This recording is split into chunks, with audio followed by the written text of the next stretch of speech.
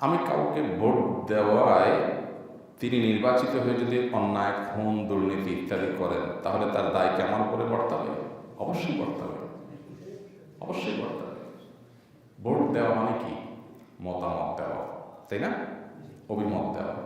তো একটা মানুষ, তাকে নির্বাচিত হওয়ার জন্য আমি ভোট দিলাম, তার মানে আমি তাকে সহযোগিতা করলাম মতামত দিয়ে যে হ্যাঁ সে হোক। এখন আমি যদি জানি যে আমার নেতা সাহেব আমার ভোট পাওয়ার পর যত রকমের অপকর্ম আছে, জেনা, মাদকের কারবারি, দেশের টাকা বিদেশে পাচার করা, মানুষ খুন করা, এগুলো নেতাগোটা তাদের কাছে ডালবাদ, তাই না? যদি আপনার কাছে মনে হয় যে আপনার নেতা সাহেব এই কাজগুলো করবেন, তারপর আপনি তাকে ভোট দেন কেন?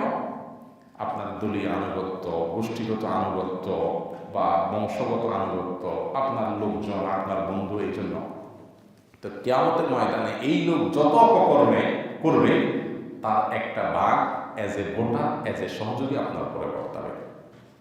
এটা হলো একজন খুনি খুন করবে, আপনি ছুরিটা ধার দিয়ে দিচ্ছেন, তাহলে সে খুন করে সে যে খুনি হলো, অপরাধী হলো, ছুরি ধার দিয়ে আপনার সে অপরাধের দায় নিতে হবে না? এর দেশের মানুষ, আমরা ভোট দিতে আমরা অনেক পছন্দ করি, নির্বাচনকে উৎসব মুখর পরিবেশে করতে আমরা পছন্দ করি, কিন্তু আমরা এটাও মাথায় রাখতে হবে যে আমার ভোট, আমার মতামত যদি নিয়ে কেউ অপকর্ম করবে আমি জানি, তারপরও তাকে আমি দিলাম কেন? আমার দলের, আমার বংশের, আমার ভাই ব্রাদার, বা আমার কোনো স্বার্থ আছে। তো মনে রাখবেন, কিয়ামতের ময়দানের জন্য আল্লাহর কাছে কি করতে হবে? কারণ তার অপকর্ম করতে আপনি সহযোগিতা করছেন। আর যদি মনে হয় না, লোকটাকে আমি ভালো মনে করে দিয়েছি, ভালো জেনেই দিয়েছি, কিন্তু দেওয়ার পর দেখা গেল সে পোল্ট্রি মারছে বা তার আসল রূপ ফুটে উঠছে, আমি জানতাম না, তাহলে তার আপনার কিছু করার নাই, ইনশাল্লাহ সেজন্য আপনি দায়ী হবেন না। এই জন্য আপনার ভোট নিয়ে সে ইসলামের বিরুদ্ধে কাজ করবে কিনা, মুসলমানদের স্বার্থ নষ্ট করবে কিনা, পশ্চিমাদের স্বাস্থ্য রক্ষা করবে কিনা, পাঠ্য বইয়ে আজাদ জিনিস ঢোকাবে কিনা, দেশের সম্পদ বিদেশে পাচার করবে কিনা, লোকটার ভিতরে মানুষের প্রতি দায়বদ্ধতা আছে নাকি শুধু তার নেতাগিরি করে স্বার্থ হাসিল করার বিষয় আছে, এগুলো মাথায় রাখবেন। এরপর আল্লাহ আপনাকে বিবেক দিয়েছেন, সেই বিবেক অনুযায়ী আপনি ভোট দিবেন। তাহলে ইনশাআল্লাহ আল্লাহর কাছে দায়ী থাকবেন না, বরং কোনো কোনো ক্ষেত্রে আপনি এর মাধ্যমে আপনার সঠিক দায়িত্বটা পালন করলেন। এর বিনিময়ে টাকা পয়সা নেওয়া ইসলামে কি জায়েজ? না ভাই, ভোট দেওয়ার বিনিময়ে টাকা পয়সা নেওয়া কি নাই? জায়েজ নাই। দেখেন, ভোট দেওয়া যদি মতামত নেওয়া হয়, ভোট দেওয়া মানে মতামত দেওয়া, তা আমি ভালো মানুষ হলে আপনি আমার পক্ষে মতামত দিতে বাধ্য, মানে আমাকে ভালো বলতে আপনি।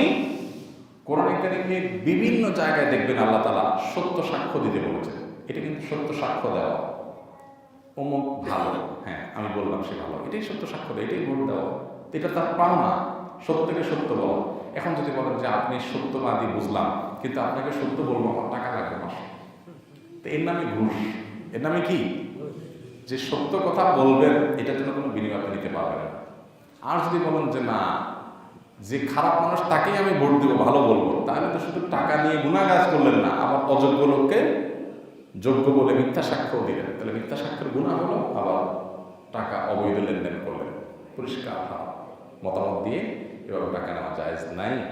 বিধায় যারা এই ভোটের বিনিময়ে 500, 1000, 2000, 5000 চা পানি, অনেকে বলে যে ভাই টাকা পয়সা দেয় না, একটু চা পানি খাওয়ায়।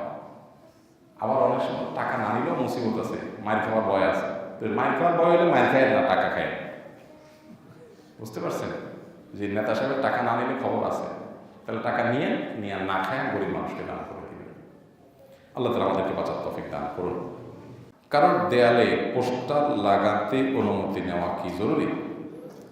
যদি আপনি শরিয়া বিবেচনা করেন, কোরআন হাদিস বিবেচনা করেন, অবশ্যই কারোর ওয়ালে পোস্টার বা যে লেখে, যেটা কি বলে চিকা মারা, তারপরে এই জাতীয় কাজ করলে দেয়াল লিখন, এগুলো করতে অবশ্যই সংশ্লিষ্ট দেয়াল মালিকের অনুমতি নেওয়া দরকার। কিন্তু এটা বলা আমাদের সমাজে উলুমনে মুক্ত চলানোর মতো।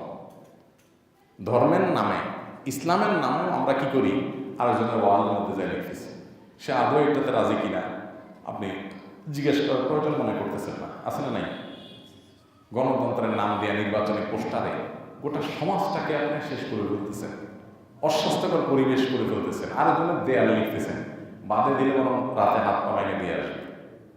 তো এগুলো সাংঘাতিকভাবে হারাম কাজ।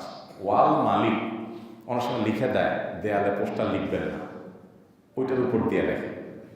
দেয়ালে পোস্টার লাগাবেন না বললে ওইটার উপরে লাগায়। আমরা আসলে কবে সভ্য হবো আমি জানি না। আমাদের দেশে অনেক নীতিবাক্য শুনবেন, মানবাধিকার, হান তান, এরকম অনাচার সমাজের রন্ধ্রে সারাক্ষণ হচ্ছে। এগুলো নিয়ে কোনো কথাবার্তা নেই। এগুলো রাজনীতির নামে, ধর্মের নামে আমরা এগুলোকে বৈধ করে ফেলছি। যদি কোনো ওয়ালের মালিক দেখা যায় যে তিনি অনুমতি দেন, তাহলে তারা লাগাইতে পারে। কিছু কিছু ওয়াল আছে যে ওয়ালের মালিক বেচারা অনুমতি না দেওয়ার উপায় নেই, এমন লাগান লাগায়, একটার উপরে 5টা লাগায়। কি করবে? নিরুপায়। এটা কোনো সভ্য সমাজের রূপ হতে পারে? কিন্তু আমাদের দেশে হচ্ছে। আপনি অনুমতি ছাড়া তারা এটাকে ব্যবহার করতেছে, এটা জায়েজ নেই, অবশ্যই গুনাহের কথা।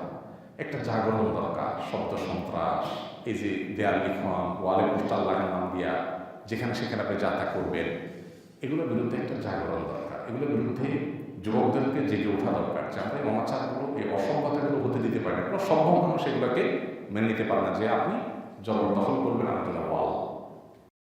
আস-সুন্নাহ ফাউন্ডেশন, উম্মার স্বার্থে সুন্নাহর সাথে।